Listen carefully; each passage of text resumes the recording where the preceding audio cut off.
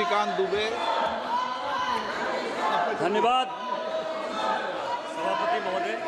क्या बोला भाई? आए थे हरिभजन को ओटन लगे कपास। पौधा पहाड़ निकली चुहिया। शहीदों की चिताओं पर खड़ी कांग्रेस जिसने भारत को विभाजित किया, आज राहुल गांधी के बयान से मुझे लड़खड़ाती हुई नजर आई सभापति महोदय। ये संविधान की बात करती हुई नजर आई और मैं 1976 का ये पूरा डिबेट लेकर आया। ये संविधान कैसे कांग्रेस ने तार-तार किया, इसका कोई जवाब नहीं। केवल संविधान की ऐसे किताब नहीं होता है कि शिकारी आएगा, जाल बिछाएगा, दाना डालेगा, उसमें कोई फंसना नहीं। उसी तरह से सभी जो है फंस गए चिड़िया। ये संविधान का किताब जो है राहुल गांधी और उनकी पार्टी के लिए केवल एक उसी प्रकार की कहावत है सभापति महोदय। आप ये समझें, ये 76 में स्वर्ण सिंह की कमेटी बनी 1975 में। उन्होंने सारे इंस्टीट्यूशन को खत्म कर दिया अध्यक्ष महोदय, जिसके लिए आज फिर से लगे हुए हैं। इस संविधान में 121 बार राष्ट्रपति का जिक्र है। इस संविधान में 121 बार राष्ट्रपति महोदय का जिक्र है। आपको आश्चर्य होगा कि एक संशोधन के माध्यम से राष्ट्रपति के सारे अधिकार को कांग्रेस ने खत्म कर दिया। राष्ट्रपति रबर स्टैंप हो गया। राष्ट्रपति जो कैबिनेट कह कर देगी उस पर मोहर मारना उसका अंतिम लक्ष्य हो गया। राष्ट्रपति का इंस्टीट्यूशन खत्म हो गया। इंदिरा गांधी ने इसी वोट चोरी करके जब रायबरेली का चुनाव जीता और जब फैसला हुआ कोर्ट का, तो ऐसा सिचुएशन इस व्यक्ति ने पैदा किया, इस पार्टी ने पैदा किया कि आपको आश्चर्य होगा कि 3 जज को बाईपास करके एक ऐसे चीफ जस्टिस को बना दिया जो 8.5 साल तक इसका मुख्य न्यायाधीश रहा। प्रेस की पूरी स्वतंत्रता खत्म हो गई। इंडियन एक्सप्रेस के एडिटर रामनाथ गोयनका से लेकर सारे लोग जो कुछ को कहते थे, और ये केवल इस संविधान संशोधन में हुआ। आज वो इंस्टीट्यूशन की बात करते थे, यूपीएससी जैसी संस्था, और ये पूरे सदन को जानने वाली बात है, यूपीएससी जैसी संस्था जो आईएएस और आईपीएस और ऑल इंडिया सर्विसेज को पैदा करती है। कांग्रेस का एक कार्यकर्ता बटुक सिंह 10 साल तक यूपीएससी का चेयरमैन रहा। ये यूपीएससी की हालत कर दी इन्होंने। ये चुनाव आयोग की बात करते हैं। इस देश का पहला चुनाव कमिश्नर सुकुमार सेन, जब वो रिटायर होते हैं तो उसको सूडान का ये राज्यपाल बना देते हैं। वीएस रमा देवी जब रिटायर होती है उसको हिमाचल का गवर्नर बना देते हैं। टीएन शेषन जब रिटायर होते हैं तो उसको अहमदाबाद में भारतीय जनता पार्टी के खिलाफ कैंडिडेट बना देते हैं। और एमएस गिल जब रिटायर होते हैं तो वो इस केंद्र के मंत्री 10 साल तक इसी सदन में रहते हैं। किस चुनाव आयोग की बात करते हो? किस ईमानदारी की बात करते हो? किस पारदर्शिता की बात करते हो? कौन सी कांग्रेस की बात करते हो? सीबीआई की बात कर रहे थे। अश्वनी कुमार जो सोनिया गांधी जी और राहुल गांधी का सिक्योरिटी अफसर था, वो सीबीआई का डायरेक्टर बनाया जाता है। रंजीत सिन्हा जो कांग्रेस के अहमद पटेल के यहां रोज बैठता था और जिसकी डायरी पकड़ाई कि उसने कांग्रेस के कितने नेता कब कहां गए, उसको सीबीआई का डायरेक्टर बना देता। कौन सी बात कर रहे हो यार? सीबीआई का यही हाल, आईबी का यही हाल। एमके नारायण को जो है ढोते रहे, कभी गवर्नर बना दिए, केवल कभी नेशनल सिक्योरिटी एडवाइजर बना दिए। किस तरह की बात करते हो? हाँ, हम आरएसएस के हैं, हम आरएसएस के हैं। मुझे गर्व है कि हम आरएसएस के हैं,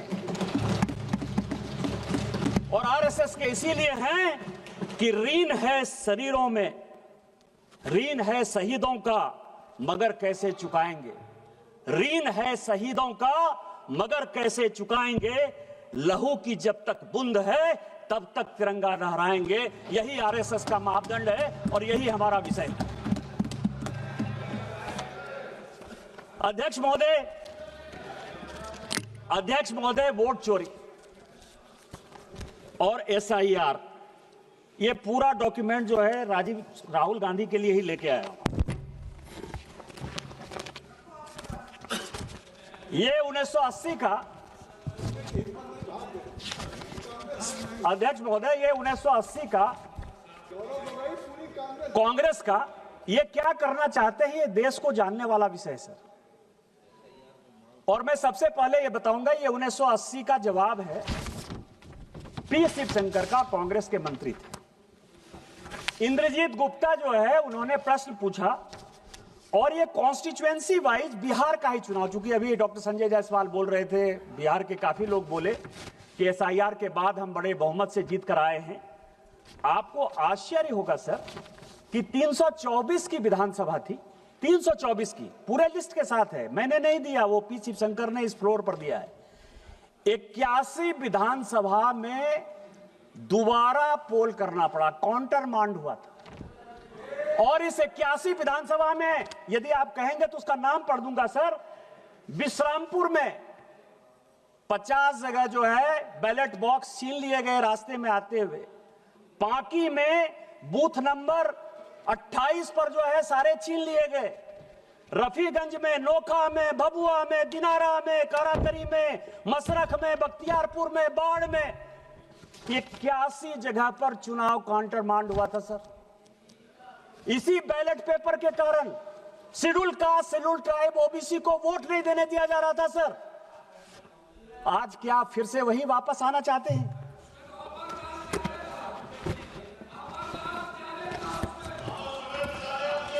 ये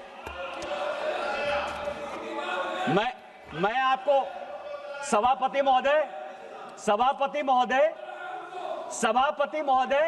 ये सभी लोगों ने कांग्रेस से लेकर डीएमके से लेकर टीएमसी तक वाईएसआरसीपी ने जो है ईवीएम की बात की। ये ईवीएम की पूरी हिस्ट्री लेकर आओ सर, पूरी हिस्ट्री है।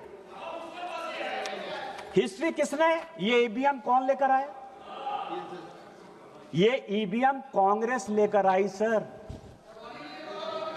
पहली बार ईवीएम, आपकी जानकारी के लिए, 1987 में पायलट प्रोजेक्ट के नाते राजीव गांधी जी लेकर आए। ये ईवीएम की पूरी हिस्ट्री है।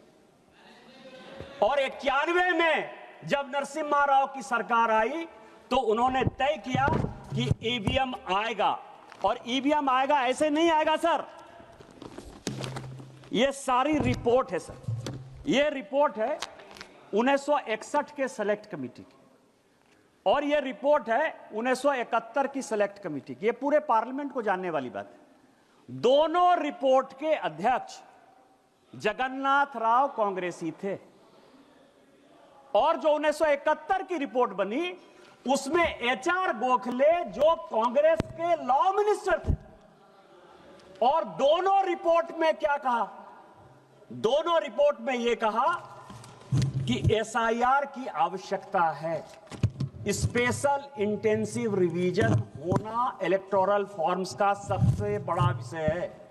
1961 में भी यही कहा, 1971 में भी यही कहा। और दूसरी बात कही 1961 में कि चुनाव इलेक्ट्रॉनिक वोटिंग मशीन से होनी चाहिए, क्योंकि राजस्थान के तत्कालीन, जिस राज्य से आप आते हैं सर, राजस्थान के तत्कालीन मुख्यमंत्री मोहनलाल सुखाड़िया का भी चुनाव अवैध इसी आधार पर हुआ था कि पूरे के पूरे बूथ लूट लिए गए। इतना ही नहीं हुआ था सर, इतना ही नहीं किया इन लोगों ने। यदि चौटाला की बात करें तो पूरा का पूरा मेहम का चुनाव काउंटर मांड हो गया था। पटना का चुनाव पूरा आरजेडी ने लूट लिया था। इंद्र कुमार गुजराल प्रधानमंत्री के तौर पर वहां चुनाव लड़ने के लिए गए थे, पूरा का पूरा उन्होंने लूट लिया था। और इस कारण से कहा गया कि ईवीएम की आवश्यकता है, नहीं ईवीएम होगा तो ये चुनाव पूरे रिगिंग हो गए। दूसरा, अटल बिहारी वाजपेयी जी इस कमेटी के मेंबर थे और एल.के. आडवाणी मेंबर थे। उन्होंने कहा कि बूथ वाइज ही काउंटिंग करो, क्योंकि आप लोग जब चुनाव के रोल को घुमाते हो तो उसमें बूथ से पता नहीं चलता है। तो क्या तर्क दिए गए आपको पता है सर? यह तर्क यह दिया गया कि बूथ वाइज यदि काउंटिंग करने लगेंगे तो जितने ये गुंडे बदमाश मवाली हैं वो वोटरों को मारेंगे। इसीलिए आपको ध्यान हो, उस वक्त काउंटिंग वो होती थी जिसमें कि सभी बूथों को मिला दिया जाता था और जिसमें इनको रिगिंग करने की सबसे बड़ी सुविधा होती सर।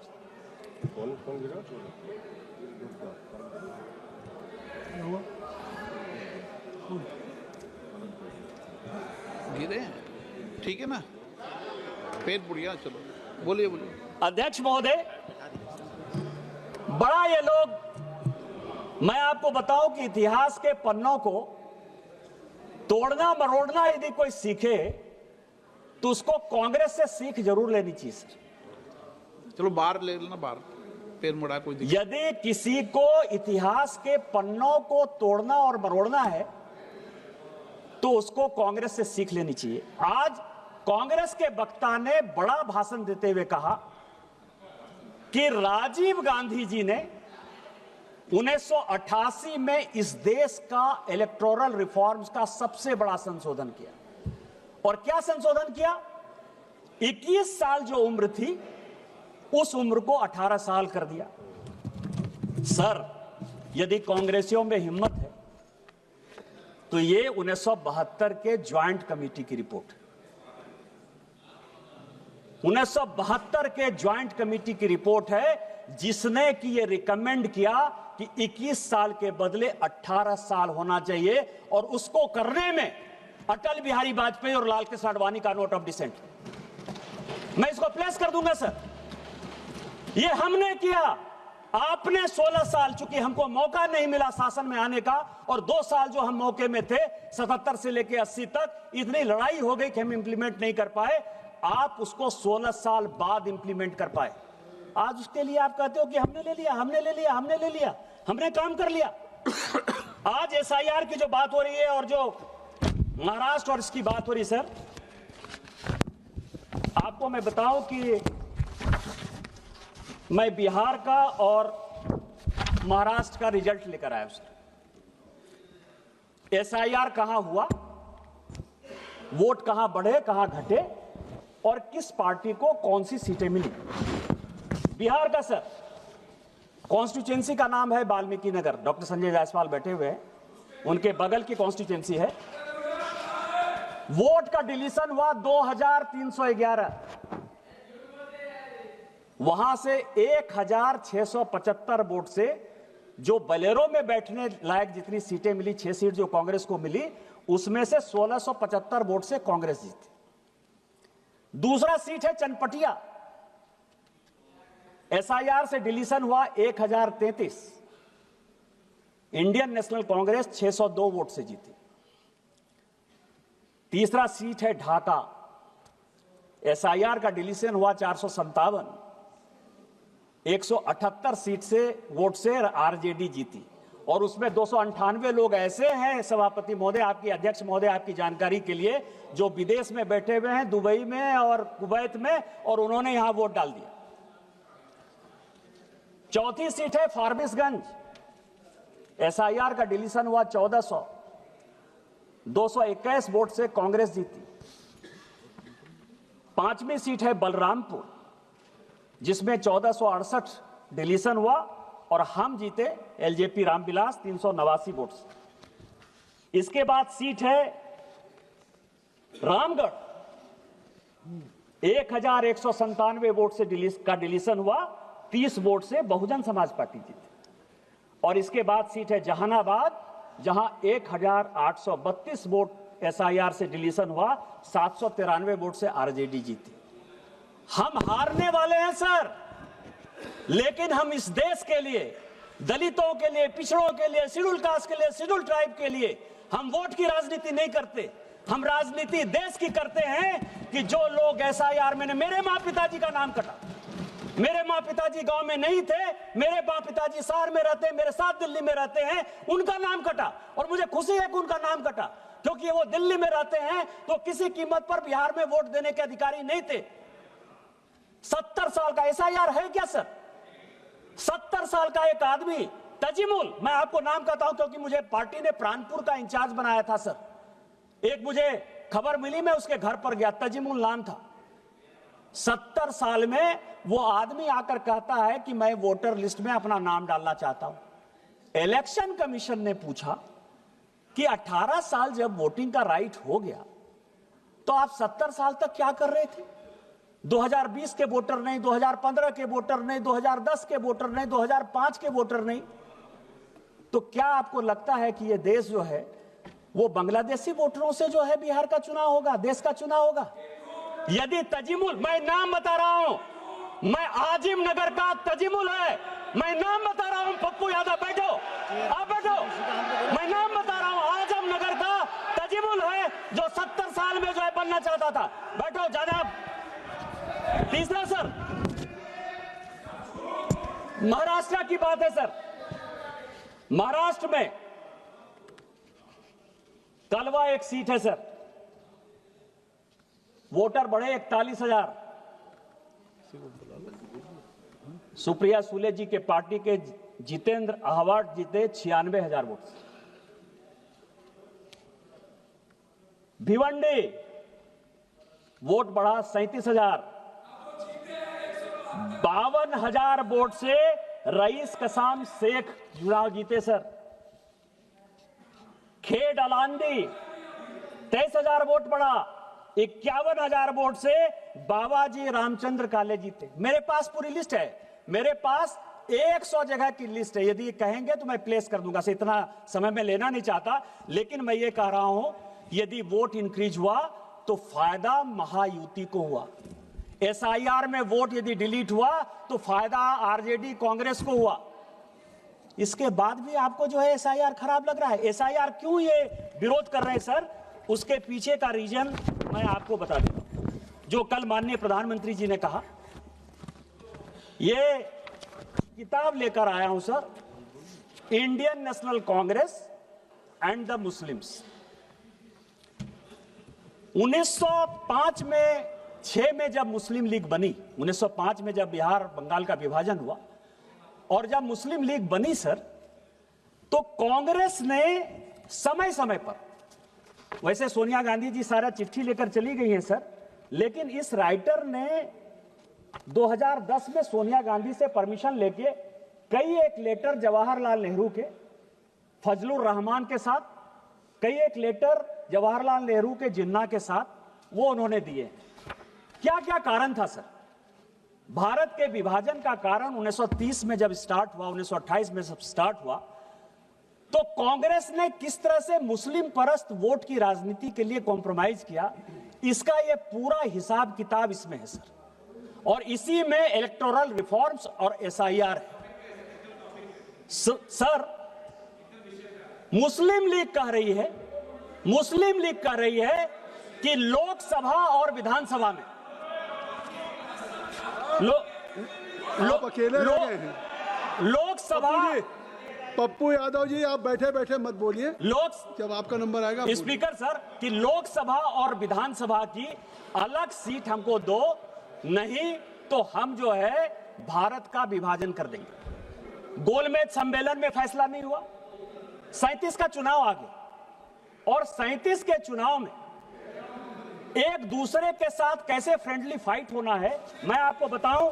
मैं किताब रख दूंगा सर कि जिन्ना ने यदि कांग्रेस के खिलाफ बयान दिया तो नेहरू जी उसको चिट्ठी लिखते हैं कि तुम जो है मेरे खिलाफ क्यों बयान दे रहे हो, और यदि नेहरू जी ने जिन्ना के खिलाफ बयान दे दिया तो नेहरू जी तो Jinnah nothing will go on record except Nishikant Dubey ji what he saying, nothing will go on record. आप ये समझे सर कि इसी तरह का सिचुएशन जो 1906 से लेकर 1947 तक भारत के विभाजन की रूपरेखा जिस तरह से रखी गई, उसी तरह इलेक्शन कमीशन के खिलाफ जाकर, एसआईआर के खिलाफ जाकर पूरी की पूरी कांग्रेस पार्टी उसी तह पर जाना चाहती है।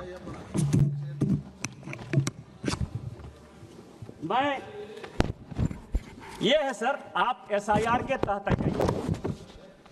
अभी बंगाल का चुनाव हो रहा है सर, और बंगाल के चुनाव में मैं कुछ चीजें जनता के जानकारी के लिए आपके माध्यम से, सदन के माध्यम से डालना चाहता हूं सर, कि 2011 में टोटल पॉपुलेशन बंगाल का 9 करोड़ 13 लाख पॉपुलेशन की वोटर टोटल पॉपुलेशन, और उसमें 6 करोड़ 44 लाख हिंदू हैं और लगभग 3 करोड़ मुस्लिम हैं और लगभग 6.5 लाख क्रिश्चियन। अब आप समझें कि कुछ ऐसे जिले हैं सर, वो जिले हैं दार्जिलिंग, बांकुड़ा, पुरुलिया, दिनाजपुर, मालदा, मुर्शिदाबाद, बीरभूम, जिन लोगों ने 24 परगना, जिनकी आबादी 1951 से मैं तुलना करना चाहता हूं सर, और आज जो है 2011, क्योंकि अभी अंतिम जनगणना यही हुई है, और यह सबको जानने की आवश्यकता है। इसीलिए जानने की आवश्यकता है एसआईआर की क्यों आवश्यकता है कि मैं जिस संथाल परगना से हूं सर, मैं जिस संथाल परगना से एमपी हूं, 1951 में हम सभी schedule caste, schedule tribe, OBC सब की बात करते हैं। हम ऐसे दुर्भाग्यपूर्ण राज्य से आते हैं, झारखंड से, जहां की पूरे देश भर में डिलिमिटेशन हो गया। हमारे यहां झारखंड में आज भी डिलिमिटेशन नहीं हुआ, और अभी जो 2026-27 में डिलिमिटेशन होगा, मैं सोचता हूं कि शायद वहां भी डिलिमिटेशन नहीं होगा। उसका कारण यह है सर कि 1951 में हमारे यहां आदिवासियों का पॉपुलेशन 45% था।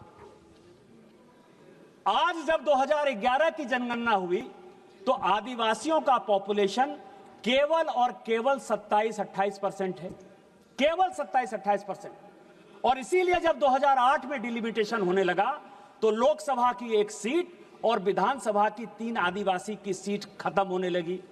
सभी पॉलिटिकल पार्टी ने यह फैसला किया कि आदिवासियों का सीट कम नहीं होना चाहिए, और इस कारण से हमारे यहां डिलिमिटेशन नहीं हुआ।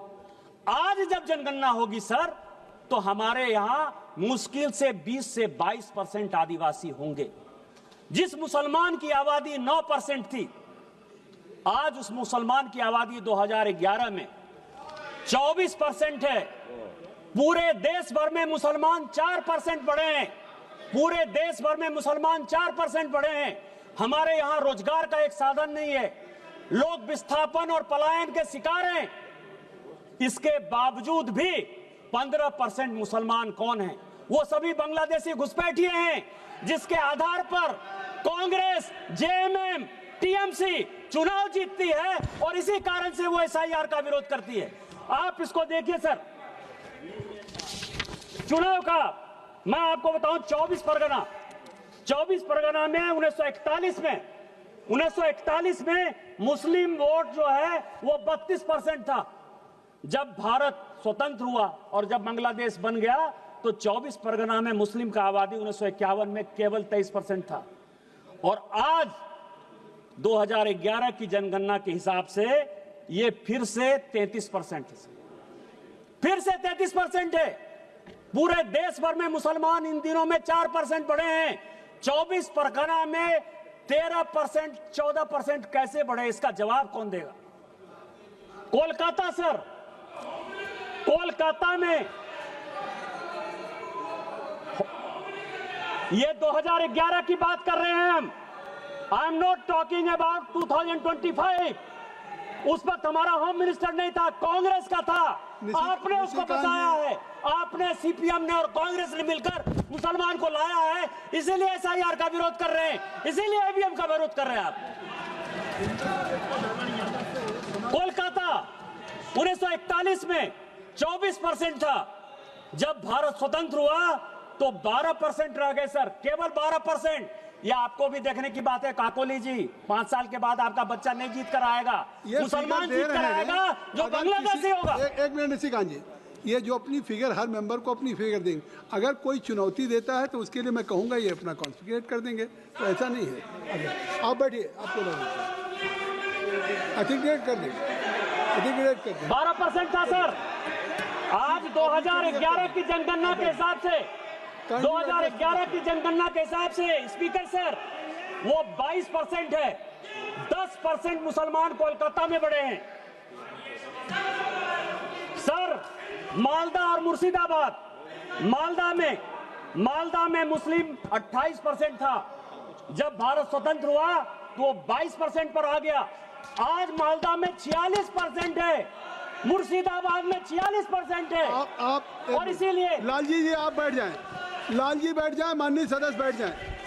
ये निशिकांत दुबे जी, माननीय निशिकांत दुबे जी आप सुन लें। निशिकांत दुबे जी ने ये आज चुनाव सुधार पे बात नहीं कह रहे हैं, इसके पहले भी डेमोग्राफी के बारे में ये कई बार सवाल उठा चुके हैं इस सदन में, तो ये इनको मैंने अलाउ किया, इनको करने दिए। आप बैठिए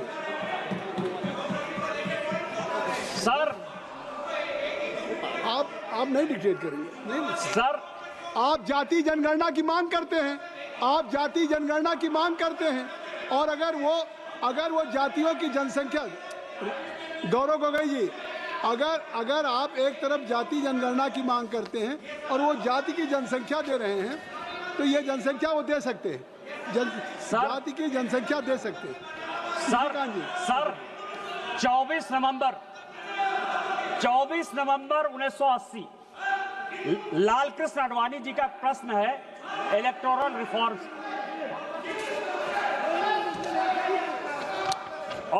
और वो कह रहे हैं सर, अभी राहुल गांधी जी बड़ा लंबा बोल कर गए कि प्रधानमंत्री जी मेंबर हैं, अमित शाह जी मेंबर हैं, मैं अकेले मेंबर हूं, मेरी बात नहीं सुनी जाती है।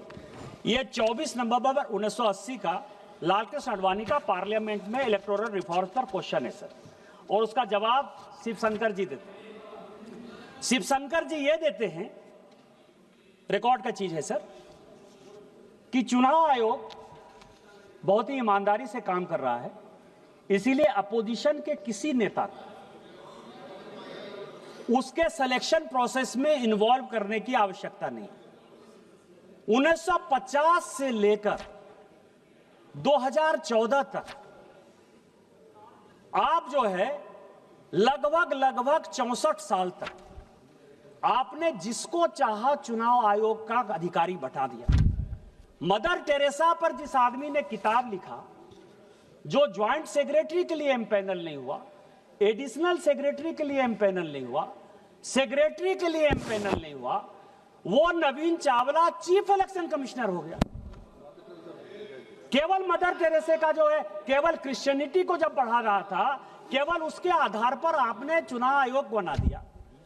एमएस गिल, जिसने की राहुल, जब Sonia Gandhi ji office of profit के चक्कर में फंस गई और लगा कि ये दीवार हो जाएंगी, 6 साल के लिए चुनाव लड़ने के लिए काबिल नहीं रहेंगी, उस एमएस गिल को आपने जब बचाया, उसने उसके रिटायर होते ही 10 साल तक उसको ढोते रहे, आप केंद्र में मंत्री बनाए रखे।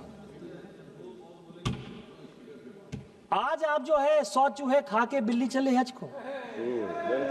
हमने तो कम से कम एक कमेटी बना दी कि कम से कम आपको चुनाव आयोग के घोषणा के पहले, यदि आपको लगता है कि बात नहीं सुनी जाती है, तो चुनाव आयोग के घोषणा के पहले आपको लिस्ट भेज देते हैं, आप उस कमेटी के सदस्य होते हो, कम से कम नोट ऑफ डिसेंट आप लिख देते हो।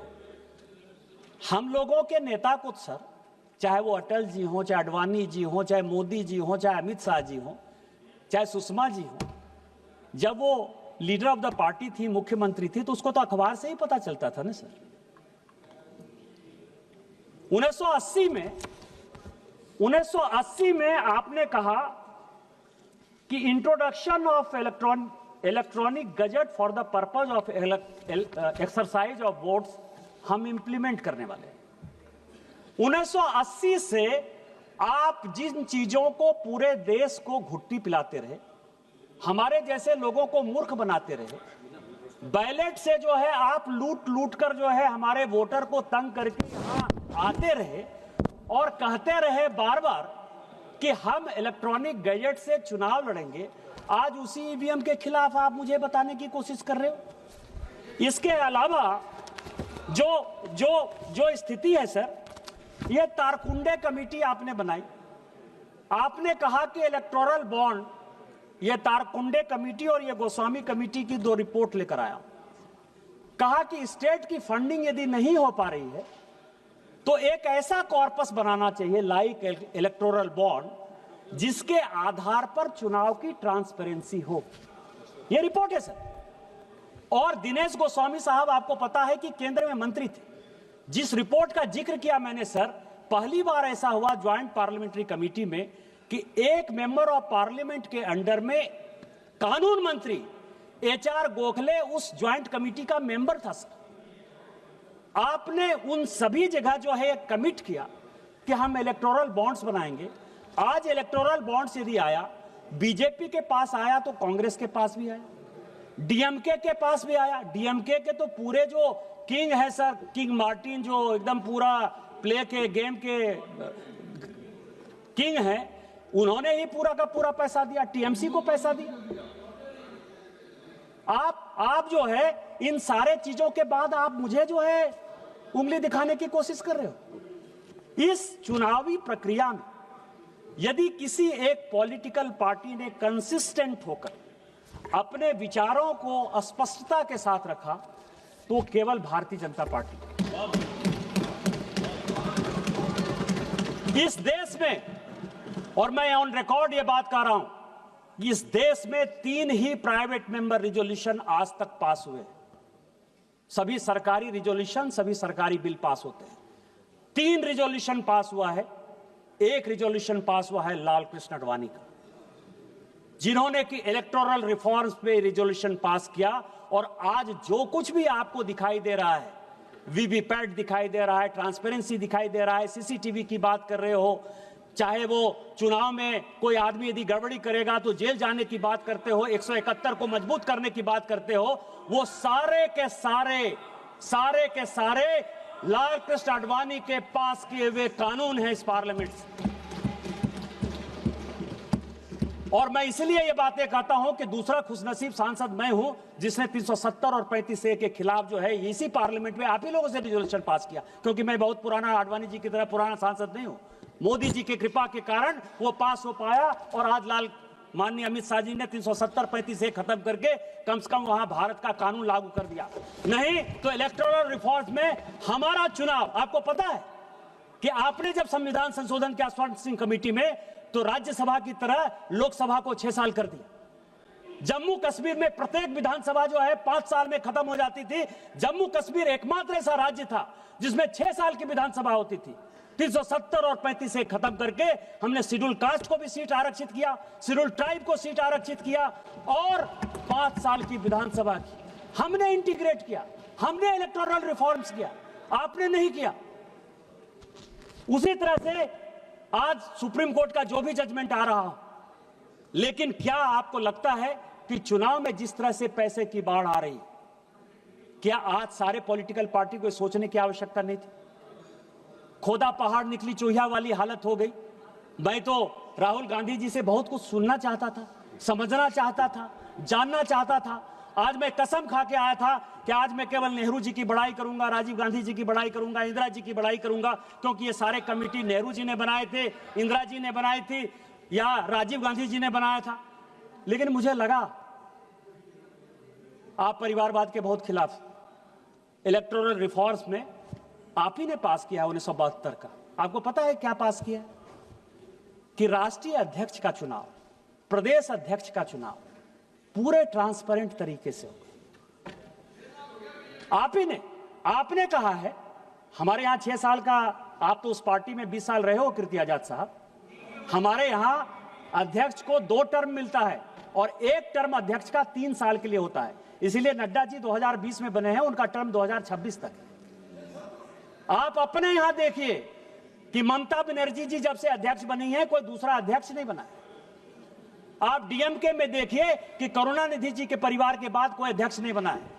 उसके लिए शरद पवार एक्सेप्शन हो सकते हैं कि उनके पार्टी में अध्यक्ष जो है उनके परिवार के लोग नहीं है, मैं उनको मान सकता हूं। लेकिन आप ये देख लीजिए, आप कांग्रेस का देख लीजिए, गांधी परिवार को छोड़कर कोई दूसरा बनता नहीं, और जो बनता है उसकी स्थिति सीताराम केसरी टाइप हो जाती है, उसके धोती खोल लिए जाते हैं।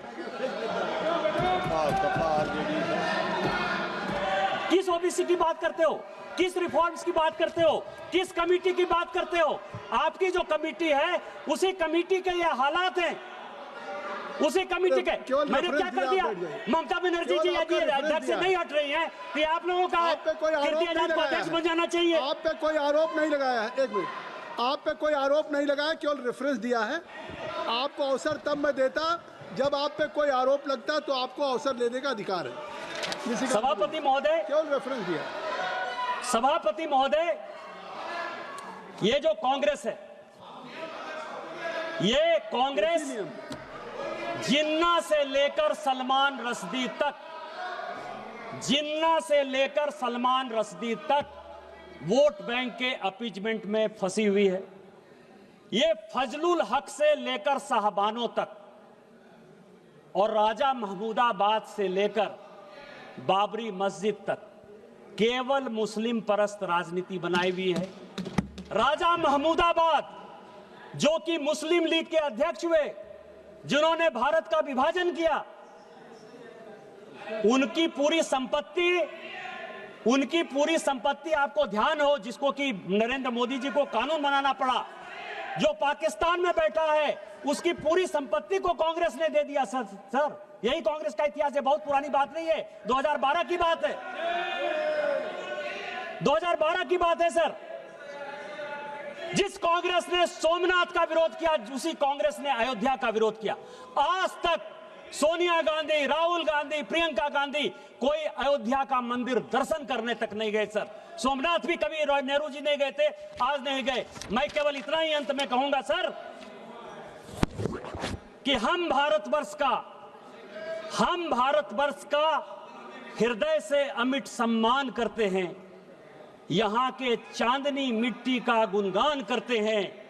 मुझे चिंता नहीं है स्वर्ग जाने की, मुझे चिंता नहीं है स्वर्ग जाने की या मोक्ष पाने की, तिरंगा के कफन में मेरा बस चले, यही आह्वान करते हैं। हमारा शरीर तिरंगा के कफन में जाए और इस देश को आगे बढ़े, विकसित भारत 2047 बनाए और सोरोस फाउंडेशन के आदमी जो देश को टुकड़ा करना चाहते हैं, जो इंस्टीट्यूशन को खत्म करना चाहते हैं, राहुल गांधी की राजनीति को परास्त करें। इन्हीं शब्दों के साथ वंदे मातरम, जय हिंद, जय भारत।